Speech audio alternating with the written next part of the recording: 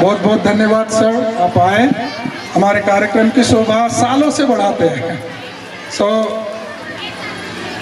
बहुत बड़ी शुभकामनाएं हैं। और पिछले हम लोग तो अभी ये मंच से बोल सकता हूँ मैं, भविष्य के विधायक हम देखना चाहते हैं। ताली बजेंगी।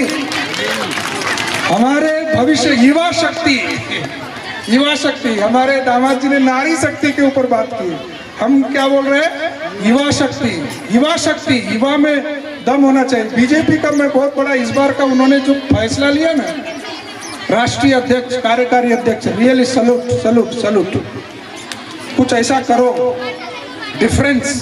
कुछ डिफरेंट। हमेशा घिसी पीटी हुई बात नहीं होना चाहिए।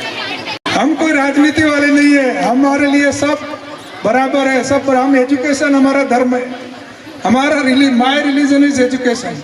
एजुकेट करो लोगों को। सो राजा भैया सच में अच्छे इंसान है। अभी तक का मेरा अनुभव से, मेरे साथ जो उनका अनुभव रहा, हमारा बातचीत होता है कभी, मेरे लिए बहुत ही, आज मुझे बहुत अच्छा लगता है उनसे बातचीत करना, उनसे संगति करना, उनके विचारों को सुनना बहुत अच्छा लगता है। सो राजा भैया हमारे बीच में आए, बहुत बहुत धन्यवाद, बहुत बहुत धन्यवाद राजा भैया। एक घोषणा मुझे करना है, तो कितना उसमें हम सफल होंगे पता नहीं, लेकिन एक विचार मेरे मन में आया है।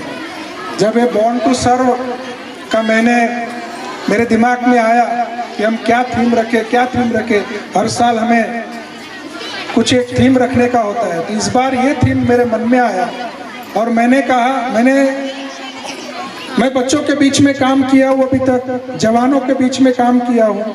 मेरी एक इच्छा है भविष्य में, वो शायद रजगांव में भी हो सकती है, मेरी एक इच्छा है भविष्य में ऐसे जो जिनके बच्चे नहीं है, जो त्यागे हुए हैं, जिसका कोई देखभाल करने वाला नहीं है, जिसका कोई है ही नहीं आगे पीछे, रहने की जगह नहीं है, खाने का ठिकाना नहीं है, तकलीफ है। मैं चाहता हूं हमारे रजगांव में कोई भी जाति का हो, कोई भी धर्म का हो, किसी को भी मानता हो, उससे हमको कोई लेना देना नहीं। ऐसे लोगों को एक शेल्टर देने का विचार मेरे मन में आया है।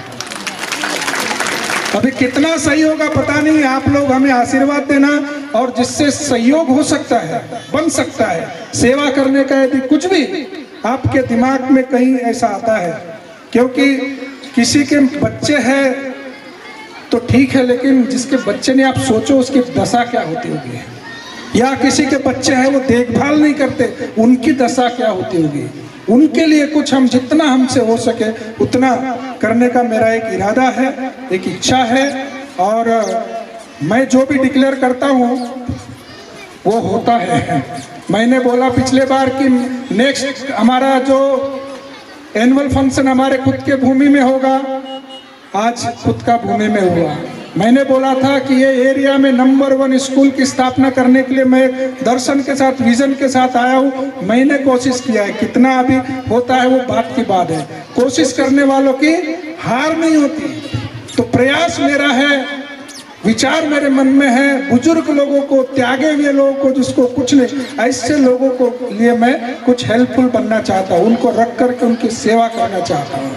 मैंने मेरे परिवार के साथ, मेरे पत्नी बच्चों के साथ इस बात को मैंने डिस्कस किया, और मैं धन्यवाद देता हूँ मेरी पत्नी का, बच्चों का, वो मेरे साथ में इस थीम के साथ और इस भाव के साथ वो सहमत है।